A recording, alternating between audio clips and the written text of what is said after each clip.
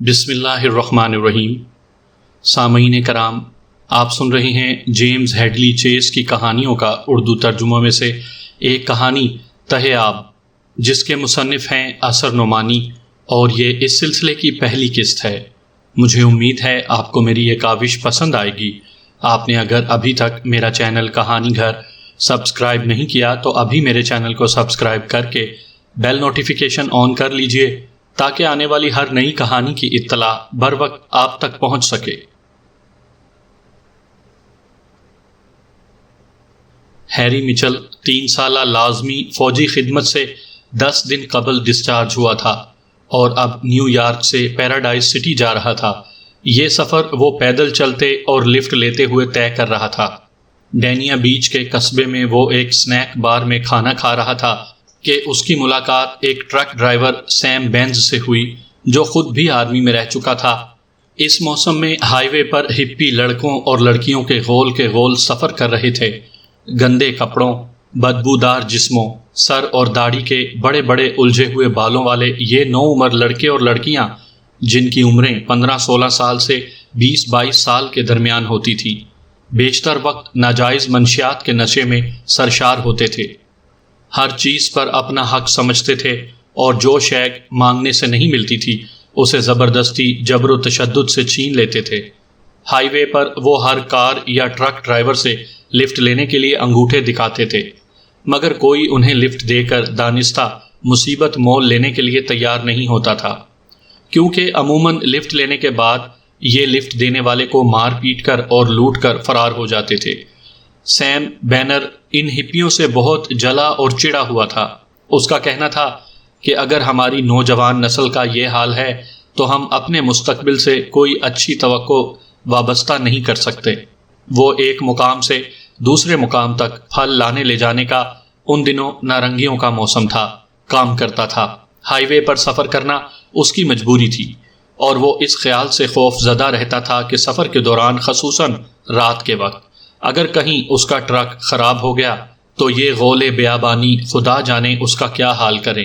ایسے کئی واقعات ہو چکے تھے جن میں ان ہپیوں نے کسی ٹرک ڈرائیور کو لوٹ کر بہت مارا پیٹا تھا۔ اتنا ہی نہیں بلکہ ٹرک کے کئی پارٹس جو وہ آسانی سے نکال سکتے تھے نکال کر لے گئے تھے۔ بلا شبہ ہائی وے پر پولیس گشت کرتی تھی، مگر وہ کسی کو پیدل چلنے کے جرم میں تو گرفتار نہیں کر سکتی تھی۔ ہپیوں کے غول اسے دیکھ کر ادھر ادھر چھپ جاتے اور جب پولیس آگے نکل جاتی تو پھر ہائی وے پر آ جاتے۔ ہیری مچل 6 فٹ سے زیادہ قامت، صحت مند کثرتی جسم کا خوبصورت 30 سالہ نوجوان تھا۔ اس کے بال سرخ، آنکھیں نیلی، رنگ گورا چٹا تھا، بہترین نشانے باز تھا، باکسر بھی رہ چکا تھا، جس کا ثبوت اس کی قدرے ایک جانب کو جھکی ہوئی ناک تھی جو کہ ایک گزشتہ مقابلے کا تحفہ تھی۔ سیم بینر کو وہ بہت پسند آیا۔ اس نے یہ بھی اندازہ لگا لیا کہ ہیری فوج میں رہ چکا ہے، چنانچہ اس نے خود ہی ہیری کو لفٹ کی پیشکش کی، مگر وہ صرف اورنج ویلے تک جا رہا تھا اور پیراڈائز سٹی وہاں سے کم و بیش 100 میل کے فاصلے پر واقع تھا۔ ہیری نے سیم کی پیشکش قبول کر لی۔ دونوں اورنج ویلے کی جانب روانہ ہوئے۔ راستے میں سیم نے ہیری کو ہر چند باتوں میں الجھایا، مگر ہیری زیادہ تر خاموش رہا۔ اس نے صرف اتنا ہی بتایا تھا کہ اس کی منزل اگرچہ پیراڈائز سٹی ہے جہاں ایک ملازمت اس کی منتظر ہے، مگر وہ 1.5 ماہ کسی ساحلی مقام، مثال کے طور پر اورنج ویلے ہی پر ٹھہر کر کچھ آرام کرنا چاہتا تھا۔ سیم نے اسے مشورہ دیا کہ وہ سفر کرتے ہوئے ہائی وے سے دور رہے، اندرونی کچی سڑکیں استعمال کرے۔ اس نے ہیری کو علاقے کا ایک نقشہ بھی دے دیا۔ ہائی وے پر ہپیوں کے ہاتھوں پریشان ہونے کا اندیشہ ہے۔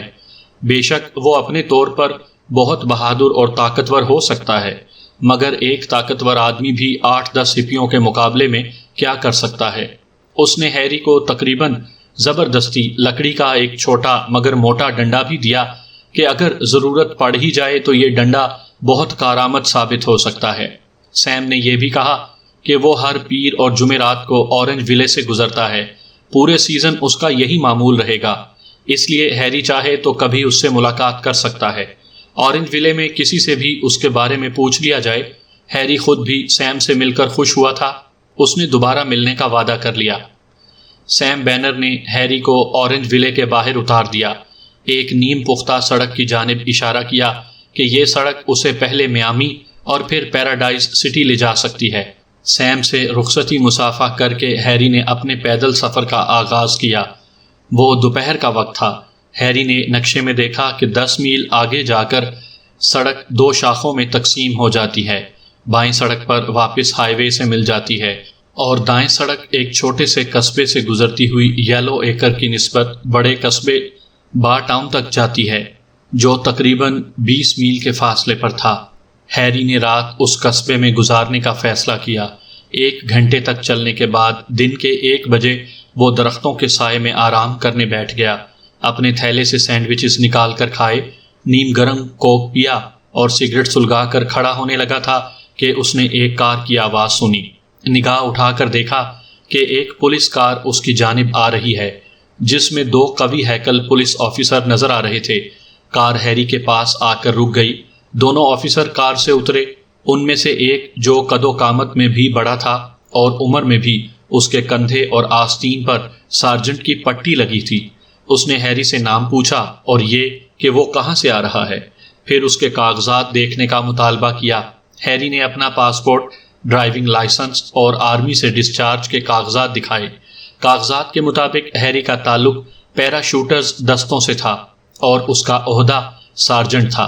کاغذات دیکھنے کے بعد گشتی پولیس آفیسر کا رویہ بدلا ضرور، مگر اس کے سوالات سے ہیری چڑ گیا۔ کہاں جا رہے ہو؟ کیوں جا رہے ہو؟ پیدل کیوں جا رہے ہو؟ تمہارے پاس کچھ رقم یا پینیز وغیرہ وغیرہ؟ ہیری نے کچھ سوالات کا جواب دیا، پھر غصے سے کہا کہ وہ اس قسم کی باز پرس پسند نہیں کرتا۔ پولیس سارجنٹ نے کہا کہ انہیں عوام کے مفاد میں ایسا کرنا پڑتا ہے۔ یہ علاقہ جس میں وہ سفر کر رہا ہے اتنا ہی خطرناک ہے جتنا ویتنام جہاں سے وہ آیا ہے۔ پھر بتایا کہ ابھی 2 گھنٹے قبل 5 ہپیوں نے، جن میں ایک لڑکی ہے، ایک چھوٹے فارم ہاؤس پر دھاوا مارا۔ فارم ہاؤس میں اس وقت 4 آدمی موجود تھے، مگر وہ کچھ نہ کر سکے۔ ان ہپیوں نے توڑ پھوڑ کی، 3 مرغیاں اور ایک ریڈیو ٹرانزسٹر چرا لیا اور اطمینان سے چلے گئے۔ ان کے جانے کے بعد فارم ہاؤس والوں نے پولیس کو رپورٹ کی اور انہوں نے اچھا ہی کیا کہ کوئی مزاحمت نہیں کی۔ ان ہپیوں کے شر سے بچنے کا یہی طریقہ ہے کہ وہ جو کچھ کریں کرنے دیا جائے، ورنہ کہیں زیادہ تباہی کا سامنا کرنا پڑتا ہے۔ ملک میں منشیات کا ایک سیلاب امڑ آیا ہے۔ یہ ہپی زیادہ تر نشے میں ہوتے ہیں اور اس کیفیت میں انہیں نہ اپنی جان کی پرواہ ہوتی ہے نہ دوسروں کی۔ سارجنٹ نے ہیری کو بھی یہی مشورہ دیا کہ اگر اس کا واسطہ ہپیوں سے پڑ جائے تو وہ ہیرو بننے کی کوشش نہ کرے۔ ہیری میچل شام کے بعد یلو ایکر پہنچ گیا۔ مین اسٹریٹ پر اسے گڈ ایٹس ریسٹورانٹ کی نیون سائن چمکتی نظر آئی۔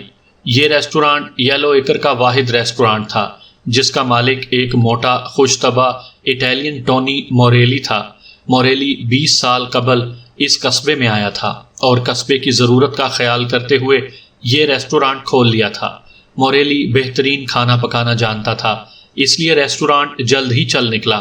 ریسٹورانٹ چلانے میں اس کی بیوی بھی اس کا ہاتھ بٹاتی تھی۔ پھر جب سینے کی بیماری سے اس کی بیوی کا انتقال ہوا تو تقریباً پورا قصبہ اس کی بیوی کی تدفین میں شریک ہوا تھا۔ اس سے موریلی کو اندازہ ہوا کہ قصبے کے لوگ اس سے کتنی محبت و احترام رکھتے ہیں۔ اس بات نے اسے اپنی بیوی کی موت کا غم بھلانے میں بڑی مدد کی۔ بیوی کے بعد اس کی نوجوان بیٹی ماریا نے اس کی جگہ لے لی۔ دونوں باپ بیٹی مل کر ریسٹورانٹ اور بار کا کام چلانے لگے۔ ریسٹورانٹ میں زیادہ گاہکی 11 بجے سے 3 بجے کے درمیان میں ہوتی تھی۔ کھیتوں میں آتے جاتے کسان ریسٹورانٹ میں رک کر کھانا یا شراب کھاتے پیتے تھے۔ شام کے 8 بجتے بجتے گاہکوں کی آمد تقریباً ختم ہو جاتی تھی۔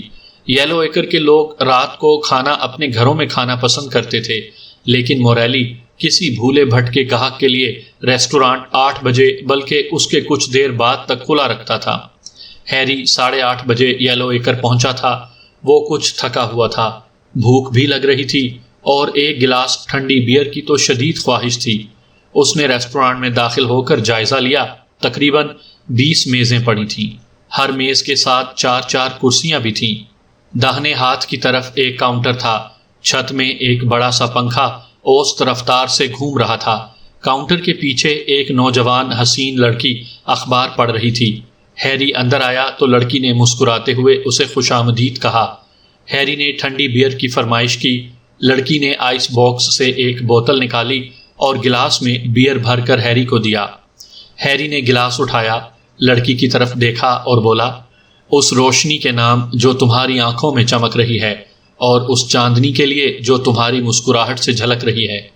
کسی نے کبھی ماریا کی تعریف ایسے الفاظ میں نہیں کی تھی۔ وہ شرما گئی۔ ایک شرمیلی مسکراہٹ سے ہیری کا شکریہ ادا کیا۔ ہیری نے کھانے کے بارے میں پوچھا۔ ماریا نے پلٹ کر کاؤنٹر کے عقب میں لگی ہوئی چھوٹی کھڑکی کھولی اور اپنے ڈیڈی کو آواز دی کہ ایک گاہک آیا ہے، آج کا اسپیشل کھانا جلدی تیار کیا جائے۔ ایک موٹا مسکراتا چہرہ کھڑکی میں ظاہر ہوا۔ موریلی نے غور سے ہیری کو دیکھا، پسندیدگی کے طور پر سر ہلایا، کہا، اسپیگاتھی ابھی آ رہی ہے، دوسری چیزیں بھی 10 منٹ میں تیار ہو جائیں گی۔ ماریا نے ایک میز کی طرف اشارہ کر کے ہیری سے بیٹھنے کو کہا۔ ہیری بیئر کا گلاس ہاتھ میں لیے ایک کرسی پر بیٹھ گیا، اپنا تھیلا بھی قریب ہی رکھ لیا۔ اس وقت کوئی اور گاہک موجود نہیں تھا۔ ہیری نے پوچھا کہ آیا یہ معمول ہے یا آج کی رات گاہک کم آتے ہیں؟ ماریا نے بتایا کہ ہماری گاہکی زیادہ تر لنچ کے اوقات میں ہوتی ہے، شام میں کوئی بھولا بھٹکا گاہک ہی آتا ہے۔ پھر ہیری سے پوچھا کہ وہ کہاں سے آ رہا ہے۔ ہیری نے جواب دیا کہ نیو یارک سے، اور سوال کیا کہ یہاں کہیں رات کو ٹھہرنے کی جگہ مل جائے گی۔ ماریا ہیری کی وجاہت سے متاثر ہو گئی تھی۔ اس نے مسکراتے ہوئے بتایا کہ ایک کمرہ ان کے پاس بھی ہوتا ہے جس کا کرایہ ناشتے کے ساتھ $3 ہے۔ ہیری نے فوراً قیام کا ارادہ ظاہر کر دیا۔ اسی وقت اسپیگاتھی کی پلیٹ آ گئی۔ ماریا نے پلیٹ ہیری کی میز پر رکھی اور پھر ڈبل روٹی کے توست کاٹنے لگی۔ ہیری نے کھانا شروع کر دیا۔ اسپیگتھی اسے اچھی لگی، اس نے تعریف کی۔ ماریا نے بتایا کہ وہ لوگ یہاں 20 سال سے ہیں اور وہ تو پیدا ہی یہاں ہوئی تھی۔ کچھ دوسری باتیں ہوتی رہیں۔ ہیری نے اسپیگتھی ختم کی۔ کچھ ہی دیر میں ماریا نے باقی کھانا بھی پیش کر دیا۔ ہیری کو یہ اٹالین لڑکی پسند آئی تھی۔ وہ ایسی سیدھی سادی لڑکیوں کو پسند کرتا تھا۔ سی گاؤں سے واپسی میں وہ 1 مہینے کے لیے نیپلز اور کیپری میں ٹھہرا تھا اور اسے اٹالین لڑکیاں بہت اچھی لگی تھیں۔ وہ مزاجاً ہمدرد اور مہربان ثابت ہوئیں، اور مزید یہ کہ ان کے ساتھ کوئی الجھن اور پرابلم نہیں تھی۔ نیو یارک کے مختصر قیام کے دوران جو لڑکیاں اسے ملی تھیں ان کی کوئی نہ کوئی پرابلم ضرور تھی۔ جنس کی پرابلم، جنس کی نہیں تو دولت کی پرابلم، دولت کی نہیں تو دبلا ہونے کی یا اپنے مستقبل کی۔ وہ دنیا بھر کے موضوعات پر یوں بات کرتی تھی جیسے وہ ان کا ذاتی مسئلہ ہو۔ وہ دوسری چانپ ختم کر رہا تھا کہ اس نے ریسٹورانٹ کے باہر بھاگتے قدموں کی آوازیں سنی۔ کچھ ہی دیر میں ایک ہانپتا ہوا آدمی اندر داخل ہوا۔ باہر سے کچھ اور بھاگتے قدموں کی آوازیں بھی آ رہی تھیں جو غالباً اس آدمی کا تعاقب کر رہے تھے۔ جو آدمی اندر آیا تھا اس کی عمر 26 سال کے لگ بھگ تھی۔ قد نارمل سے کچھ کم تھا۔ اس کے کالے بال کندھوں تک آ رہے تھے۔ دبلا پتلا چہرہ بھاگنے کی وجہ سے سرخ ہو رہا تھا۔ دائیں آنکھ کے قریب ایک زخم سے خون بہہ رہا تھا۔ جبڑے پر بھی ایک گہری خراش تھی۔ سانس پھولی ہوئی تھی۔ قمیض جگہ جگہ سے پھٹی تھی۔ اس نے دائیں ہاتھ میں کینوس کے غلاف میں لپٹا ہوا ایک گٹار پکڑ رکھا تھا۔ کندھے پر ایک چھوٹا سا تھیلا لٹک رہا تھا۔ اس نے ادھر ادھر کوئی چھپنے کی جگہ تلاش کرنا چاہی۔ ہیری کو بتایا کہ وہ لوگ میرے پیچھے ہیں، مجھے چھپا دو۔ ہیری کھڑا ہو گیا اور بولا، بار کاؤنٹر کے پیچھے جا کر چھپ جاؤ۔ آدمی نے ایسا ہی کیا۔ ہیری دوبارہ بیٹھ گیا۔ اسی وقت ماریا جو کچن میں چلی گئی تھی آئی اور آدمی کو دیکھ کر پریشان ہو گئی۔ ہیری نے اسے تسلی دی، واپس کچن میں جانے کو کہا کہ یہاں ممکن ہے کوئی گڑبڑ ہو مگر وہ اس سے نبٹ لے گا۔ ماریا بھاگ کر کچن میں چلی گئی۔ چند لمحوں کی خاموشی کے بعد ریسٹورانٹ کا دروازہ ایک زوردار آواز کے ساتھ کھلا اور وہ ایک ایک کر کے ریسٹورانٹ میں داخل ہوئے۔ 4 نوجوان اور ایک لڑکی جس کے ہاتھ میں ٹرانزسٹر ریڈیو تھا۔ ہیری نے اندازہ کر لیا کہ یہ وہی 5 ہپی ہیں جن کے بارے میں پولیس سارجنٹ نے بتایا تھا۔ اس نے تھیلے سے لکڑی کا ڈنڈا نکال کر اپنے گھٹنوں میں دبا لیا اور دونوں ہاتھ میز پر رکھ دیے۔ ان سب کا حلیہ ایک جیسا تھا۔ عمریں 17 سے 20 سال کے درمیان تھی۔ ان کے جسموں سے پسینے اور گندگی کی بو آ رہی تھی۔ وہ یہیں آیا تھا چک، ان میں سے ایک بولا، میں نے دیکھا تھا۔ بظاہر چک اس گروہ کا لیڈر تھا۔ وہ ان سب سے عمر اور قد و قامت میں بڑا تھا۔ ریسٹورانٹ کا جائزہ لیتے ہوئے اس کی نظریں ہیری پر جم گئیں۔ اس نے ہیری کو گھور کر دیکھا۔ ہیری بھی خاموشی سے اسے دیکھتا رہا۔ باقی سب بھی ہیری کی موجودگی کا احساس کر کے خاموش ہو گئے۔ ہیری کی تیز نظروں سے چک کو قدرے بے چینی ہونے لگی۔ ہیری کے چہرے پر خوف کا کوئی تاثر نہیں تھا، اور یہ ایسی بات تھی جس کا چک کو ابھی تک کوئی تجربہ نہیں ہوا تھا۔ تم نے کسی آدمی کو گٹار کے ساتھ دیکھا ہے؟ چک نے پوچھا۔ ہیری نے کوئی جواب نہیں دیا۔ کیا تم بہرے ہو؟ چک نے غصے سے کہا۔ میں سن بھی سکتا ہوں اور تمہاری بو بھی سونگھ سکتا ہوں، ہیری نے جواب دیا۔ ان بچوں کو یہاں سے لے جاؤ، تم سب یہاں کی فضا خراب کر رہے ہو۔ چک پیچھے ہٹا، دانت کچکچانے لگا۔ دبلا پتلا چہرہ غصے سے سفید پڑ گیا۔ کوئی مجھ سے اس طرح بات نہیں کر سکتا، میں… او دفع ہو جاؤ، ہیری نے بات کاٹی۔ اپنی ماں سے کہنا کہ وہ تمہیں نہلا دھلا کر گھر سے نکلنے کی اجازت دیا کرے۔ اوکے، تم نے خود اپنی شامت بلائی ہے۔ چک کی مٹھیاں بھینچ گئیں۔ اس کی سزا ہم تمہیں اور اس جگہ کو تباہ کر کے دیں گے۔ تمہاری جگہ میں ہوتا تو ایسی غلطی نہیں کرتا۔ ہیری نے کرسی پیچھے کھسکائی اور دایاں ہاتھ نیچے کر کے لکڑی کا ڈنڈا پکڑ لیا۔ تمہاری مرمت ہو جائے گی، میں چھوٹے لڑکوں پر ہاتھ اٹھانا پسند نہیں کرتا۔ وہ خاموش ہو گیا۔ چک نے ایک قریبی میز کو الٹ دیا۔ میز پر رکھے گلاس نیچے گر کر ٹوٹ گئے۔ ریسٹورانٹ تباہ کر دو، چک نے اپنے ساتھیوں سے کہا۔ ہر چیز توڑ دو۔ ہیری اتنی پھرتی سے اٹھ کر چک کے پاس پہنچ گیا کہ چک کو یہ اندازہ ہی نہیں ہو سکا کہ وہ میز سے کب اٹھا تھا۔ ہیری نے ڈنڈا چلایا۔ چک نے اس سے بچنے کے لیے اپنا الٹا ہاتھ سامنے رکھ دیا۔ ڈنڈا پوری قوت سے چک کی کلائی پر پڑا، اتنی زور سے کہ ہڈی ٹوٹ گئی۔ چک گھٹنوں کے بل فرش پر گر گیا اور تکلیف سے بری طرح چیخنے لگا۔ ہیری نے پھرتی سے گھوم کر باقی ہپیوں کی طرف دیکھا۔ اس کے چہرے کا تاثر اتنا خوفناک تھا کہ وہ سب گھبرا کر پیچھے ہٹے۔ بھاگ جاؤ، ہیری چلایا، باہر، باہر۔ وہ سب ہچکچا رہے تھے۔ ہیری نے ڈنڈا ہوا میں لہرایا، قدم آگے بڑھائے۔ قریب ترین کھڑا ہپی زور سے چیخ کر پیچھے ہٹا اور گھوم کر دروازے کی جانب بھاگ نکلا۔ باقی سب نے بھی اس کی پیروی کی۔ کسی کو اپنے لیڈر کی فکر نہیں تھی۔ چک خود ہی دائیں ہاتھ سے اپنی کلائی پکڑے لڑکھڑاتے ہوئے اٹھا اور باقی ساتھیوں کے ساتھ ریسٹورانٹ سے نکل کر رات کی تاریکی میں نظروں سے اوجھل ہو گیا۔ ان کے جانے کے بعد ہیری نے بیرونی دروازہ بند کر دیا، پھر بار کاؤنٹر پر جا کر چھپے آدمی کو بتایا کہ وہ لوگ بھاگ گئے ہیں۔ وہ آدمی اٹھ کر کاؤنٹر سے باہر آیا۔ وہ اب بھی خوف سے کانپ رہا تھا۔ اس نے ہیری کا شکریہ ادا کیا کہ اس کی وجہ سے جان بچ گئی، ورنہ وہ ہپی اسے مار ڈالتے۔ ہیری نے اسے تسلی دی، گری ہوئی میز کو سیدھا کیا۔ اتنی دیر میں ماریا اور موریلی بھی کچن سے نکل آئے۔ ماریا نے تعریفی نظروں سے ہیری کو دیکھا۔ تم نے بڑی دلیری سے ان کا سامنا کیا، وہ بولی۔ اگر تم نہ ہوتے تو ہماری کوئی چیز سلامت نہ بچتی۔ اس آدمی کی فکر کرو، ہیری نے کہا۔ کچھ مرہم پٹی کر دو۔ ماریا نے زخم دیکھا اور واپس کچن میں چلی گئی۔ شکریہ مسٹر، موریلی نے بڑی گرم جوشی سے ہیری سے ہاتھ ملایا۔ یہاں تو ہر شخص ان ہپیوں سے خوف کھاتا ہے، ہمیں تم جیسے آدمیوں کی ضرورت ہے۔ ماریا نے اس آدمی کی مرہم پٹی کر دی جس نے بتایا کہ اس کا نام رینڈی روش ہے۔ ہیری نے اپنا تعارف کروایا۔ رینڈی نے ایک بار پھر شکریہ ادا کیا، بتایا کہ ہپی اس کا گٹار چھیننا چاہتے تھے۔ اگر گٹار چھین جاتا تو اس کی روزی کا ذریعہ جاتا رہتا۔ وہ پیراڈائز سٹی کے ایک کلب میں سیزن کے سیزن گٹار بجانے کی ملازمت کرتا ہے۔ ہیری نے اپنا باقی کھانا پورا کیا، رینڈی کو بھی کھانا کھلایا۔ اسکاچ وسکی بھی پی گئی۔ ماریا نے کہا، اس کے ڈیڈی نے کہا ہے کہ یہ ساری خدمت بالکل فری ہے اور یہاں وہی ہوتا ہے جو اس کے ڈیڈی کہتے ہیں۔ یہ معلوم کر کے کہ ہیری بھی پیراڈائز سٹی جا رہا ہے، رینڈی نے ایک ساتھ سفر کرنے کی تجویز پیش کی۔ ہیری آمادہ ہو گیا۔ اس نے بتایا کہ اسے کام کی تلاش ہے اور اس کی بھی فکر نہیں کہ کام کی نوعیت کیا ہے۔ رینڈی نے اس سے پوچھا کہ کیا وہ تیر سکتا ہے۔ ہیری کا تیرنا ہی اس کے سب سے بڑی خصوصیت ہے۔ وہ فری سٹائل میں اولمپک گیمز میں کانسی کا تمغہ جیت چکا ہے۔ تب تو میں تمہاری ملازمت کی گارنٹی دے سکتا ہوں، رینڈی نے خوش ہو کر کہا۔ کلب کے مالک کا بیٹا آج کل ویتنام میں ہے، تو کلب کا مالک سولو ایک طرف تو تم سے میدان جنگ کے حالات دلچسپی سے سنے گا دوسری جانب اسے اپنے ساحل کے لیے ایک لائف گارڈ کی ضرورت ہوتی ہے۔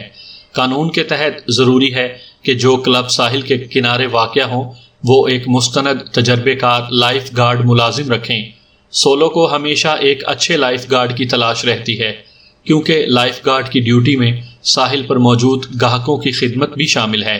جو لوگ خدمت کر سکتے ہیں وہ اچھے لائف گارڈ نہیں ہوتے، اور جو اچھے لائف گارڈ ہوتے ہیں وہ گاہکوں کی خدمت کرنا پسند نہیں کرتے۔ کیا تم ایسی ملازمت پسند کرو گے؟ تنخواہ کچھ زیادہ نہیں ہے، مگر کھانا پینا اور رہائش فری ہوتی ہے۔ میں بالکل آمادہ ہوں، ہیری نے جواب دیا، مگر ممکن ہے اس نے کوئی گارڈ رکھ لیا ہو۔ میں شرط لگا سکتا ہوں کہ سولو نے ابھی تک کسی کو نہیں رکھا ہوگا، رینڈی نے کہا۔ سیزن 1 ہفتے بعد شروع ہوگا، اور سولو اتنا کفایت شعار ہے کہ جب تک مجبوری نہ ہو کچھ خرچ نہیں کرتا۔ مزید یہ کہ میں اسے فون کر کے تمہارے بارے میں بتا دوں گا۔ دونوں میں طے ہوا کہ وہ کل شام روانہ ہوں گے۔ رات کے دوران سفر کریں گے، کوئی لفٹ مل گئی تو ٹھیک، ورنہ پیدل ہی سفر کریں گے۔ موریلی اتنا شکر گزار تھا کہ اس نے دونوں کو کھانا ناشتے کے علاوہ رات کا قیام بھی فری فراہم کر دیا۔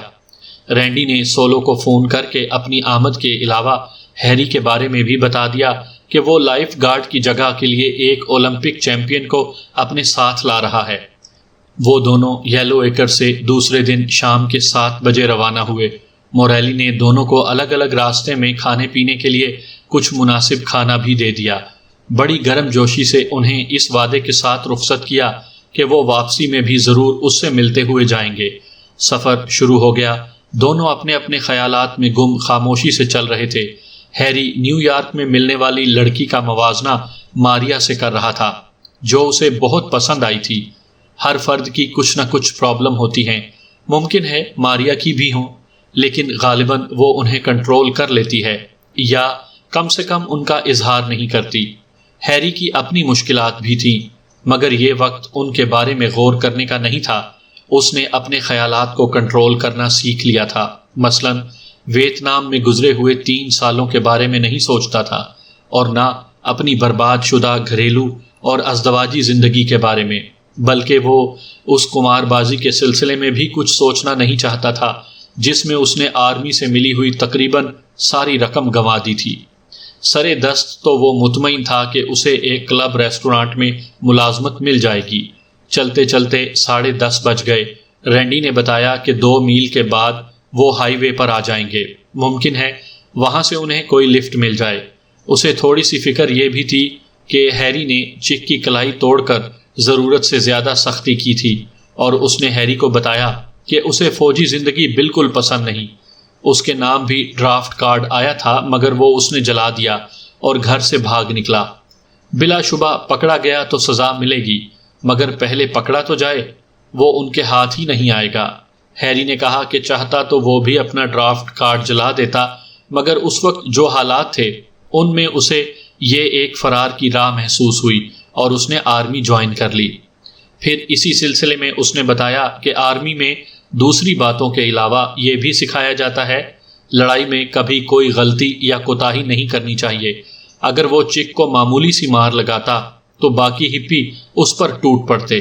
ممکن تھا کہ ماریا، موریلی اور ریسٹورانٹ کو بھی نقصان پہنچاتے، مگر ایک ضرب کاری دیکھ کر وہ خوف زدہ ہو گئے کہ میں ان کا بھی یہ حال کر سکتا ہوں، اور بھاگ کھڑے ہوئے۔ رینڈی نے اعتراف کیا کہ ہیری ٹھیک کہہ رہا ہے، میں نے اس پہلو پر غور نہیں کیا تھا۔ 10 منٹ بعد وہ ہائی وے پر آ گئے۔ ایک ٹرک گزرا۔ رینڈی نے انگوٹھا ہلایا، مگر ٹرک نہیں رکا۔ اگلے 15 منٹ میں 4 اور ٹرک گزرے، مگر کوئی لفٹ دینے پر آمادہ نہیں ہوا۔ ہیری نے کہا کہ ممکن ہے ڈرائیور رینڈی کو ہپی سمجھ کر ٹھہرنا نہیں چاہتے ہوں۔ چنانچہ اس کے بعد ہیری نے ایک کار کی ہیڈ لائٹس چمکتے دیکھیں۔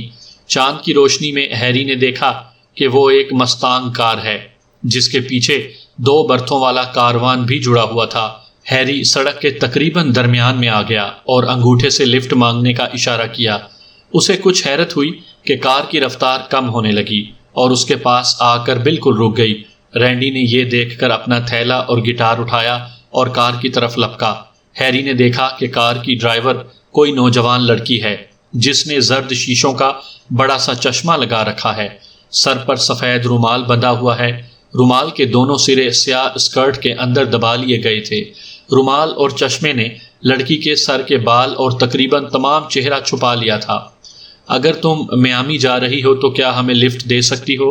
ہیری نے پوچھا۔ تم کار ڈرائیو کر سکتے ہو؟ لڑکی نے پوچھا۔ اس کی آواز آہستہ اور ایک خاص لب و لہجہ رکھتی تھی جسے ہیری پہچان نہیں سکا۔ ہاں ضرور، اس نے جواب دیا۔ تمہارے پاس ڈرائیونگ لائسنس بھی ہے؟ ہاں ہے، ہیری نے بتایا۔ لڑکی نے ایک گہری سانس لی۔ یہ بہت اچھی بات ہے، وہ بولی۔ تمہیں لفٹ مل سکتی ہے بشرط یہ کہ کار تم چلاؤ۔ مجھے منظور ہے، مگر میرے ساتھ میرا ایک دوست بھی ہے۔ ہیری نے رینڈی کی جانب اشارہ کیا۔ کوئی بات نہیں، لڑکی نے رینڈی کی طرف دیکھا۔ تمہیں راستے کا پتہ ہے؟ بالکل سیدھے جانا ہے۔ درست ہے، میں 18 گھنٹوں سے کار ڈرائیو کر رہی ہوں اور بہت تھک گئی ہوں۔ لڑکی کار سے اتر آئی۔ مجھے یہ کاروان میامی پہنچانا ہے۔ جس شخص نے آرڈر دیا تھا یہ بھی کہا تھا کہ اگر یہ کل صبح تک اسے نہیں ملا تو وہ آرڈر کینسل کر دے گا۔ کیا تم کاروانوں کی تجارت کرتی ہو؟ نہیں، میں وہ بدبخت ہوں جس کے ذمے مال ڈیلیور کرنا ہوتا ہے، لڑکی نے جواب دیا۔ میں کاروان میں سونے جا رہی ہوں اور خدا کے لیے مجھے میامی پہنچنے سے پہلے مت اٹھانا۔ اگر کاروان میں 2 برتھ ہیں تو کیا میں بھی آرام کر سکتا ہوں؟ رینڈی نے پوچھا۔ لڑکی نے اسے گھور کر دیکھا۔ تم اس ہپی کو قابو میں رکھ سکتے ہو تو یہ بیٹھے گا، لڑکی نے ہیری سے کہا، ورنہ یہ پیدل جائے گا۔ اتنا کہہ کر لڑکی کاروان کی طرف چلی گئی۔ کاروان کا دروازہ کھولنے اور پھر بند ہونے کی آواز آئی۔ ہیری اور رینڈی کار میں بیٹھ گئے۔ ہیری کار چلانے لگا۔ رینڈی اس طرح لفٹ ملنے کو خوش قسمتی سمجھ رہا تھا۔ ہیری قدرے فکر مند تھا۔ اس نے کہا کہ یہ خوش قسمتی کے علاوہ کچھ اور بھی ہو سکتا ہے۔ کیا آج کل لڑکیاں بغیر رکے 18 گھنٹے کار چلایا کرتی ہیں؟ رینڈی بولا۔ اور اصل مصیبت یہی ہے کہ لڑکیاں اب سب کچھ مردوں کی طرح کرنے لگی ہیں۔ نتیجے میں مردوں کی اہمیت روز بروز کم ہوتی جا رہی ہے۔ ہیری اس بات سے بھی مطمئن نہیں تھا کہ کوئی لڑکی یوں رات کو اکیلے سفر کرتی ہوئی 2 مردوں کو لفٹ دینے کے لیے نہ صرف کار روک لیتی ہے بلکہ بڑی بے تکلفی سے اپنی کار ان کے حوالے کر دیتی ہے۔ اس نے رینڈی سے کہا کہ وہ کار کے گلو کمپارٹمنٹ کا جائزہ لے۔ رینڈی نے کمپارٹمنٹ کھولا۔ اس میں ایک پلاسٹک فولڈر تھا جس میں کچھ کاغذات لگے ہوئے تھے۔ ان سے معلوم ہوا کہ یہ کار ہرٹز کمپنی سے ویرو بیچ کے قصبے میں کرائے پر لی گئی ہے۔ لینے والے کا نام جوئل بلیک ہے، جس کا پتہ 1244 Springfield road, Cleveland ہے۔ جب کار دی گئی تھی تو سپیڈ میٹر میں 1550 میل تھے۔ ہیری نے ڈیش بورڈ میں لگے میٹر میں موجود ریڈنگ دیکھی، کچھ حساب لگایا اور بتایا کہ جب سے یہ کار کرائے پر لی گئی ہے صرف 240 میل چلی ہے۔ اگر لڑکی 18 گھنٹے سے کار ڈرائیو کر رہی تھی تب تو بہت زیادہ میل طے ہو جانا چاہیے تھے۔ نہ اس کا نام جوئل بلیک معلوم ہوتا ہے، نہ وہ یہ کار 18 گھنٹے سے چلاتی رہی ہے۔ یہ سب کچھ ٹھیک نہیں لگتا۔ ممکن ہے اس نے یہ کار کہیں سے چرائی ہو۔ رینڈی کو ایسی باتوں سے کوئی دلچسپی نہیں تھی۔ اس کا خیال تھا کہ صبح 7 بجے تک کی بات ہے، تب تک وہ لوگ میامی پہنچ جائیں گے۔ پھر وہاں سے بس کے ذریعے بھی پیراڈائز سٹی جایا جا سکتا ہے۔ تو اب چند گھنٹوں کے لیے ذہن کیوں پریشان کیا جائے؟ ہیری نے کہا، کار چوری کی ہوئی، پولیس اس کی تلاش میں ہوئی اور انہیں روک کر باز پرس کی گئی، تب پریشانی کا حال معلوم ہوگا۔ رینڈی نے جواب دیا کہ پولیس اس وقت سڑکوں پر نہیں ہوتی، اپنے گھروں میں بستر پر محو خواب ہوتی ہے۔ ہیری کا ذہن مطمئن نہیں تھا، مگر اس نے سوچا کہ یہ اس لڑکی کی درد سری ہے۔ اگر پولیس نے راستے میں کہیں روکا تو وہ لڑکی کو آگے کر دے گا، وہ خود نبٹ لے گی۔ اس کا اور رینڈی کا اس معاملے سے کوئی تعلق نہیں، پھر پولیس ان پر کیوں شبہ کرے گی؟ رینڈی کو بھوک لگنے لگی تھی۔ وہ اپنا تھیلا کھول کر کھانا نکالنے لگا۔ ہیری سے پوچھا تو اس نے کہا وہ بعد میں کھائے گا۔ رینڈی کھاتے ہوئے ویتنامی لڑکیوں کے بارے میں پوچھنے لگا۔ ہیری بولا، تم وہاں لڑنے گئے بھی نہیں اور جانا بھی نہیں چاہتے تو وہاں کی لڑکیوں کی فکر کیوں کرتے ہو؟ وہ جیسی بھی ہیں، تمہارا ان سے کیا واسطہ؟ رینڈی خاموش ہو گیا، مگر ہیری کو وہ ویتنامی لڑکی یاد آنے لگی جس کی یادیں وہ وہیں چھوڑ آیا تھا۔ یہ لڑکی اسے 3 سال پہلے سیگاؤن میں ملی تھی۔ وہ ایک گلی کے موڑ پر بیٹھ کر کھانا فروخت کرتی تھی۔ رفتہ رفتہ وہ اس کی زندگی کا ایک قیمتی اثاثہ بن گئی، ایک ایسا روح پرور خیال جو میدان جنگ کی خوفناک راتوں میں اسے سہارا دیتا تھا۔ وہ جب بھی محاذ سے لوٹتا اسے ہونٹوں پر ایک دل فریب مسکراہٹ لیے اپنا منتظر پاتا تھا۔ وہ بہت ہمدرد تھی، نیک نفس تھی، حساس اور سمجھدار تھی۔ اس نے ان زخموں پر جو وہ اپنے گھر سے لے کر چلا تھا اپنی پرخلوص بے غرض محبت کا مرہم رکھ دیا تھا۔ پھر جب وہ ویت کانگ کے پھینکے ہوئے ایک بم سے ہلاک ہو کر ٹکڑوں میں اڑ گئی تو جیسے ہیری کی زندگی سے جینے کی آرزو نکل گئی۔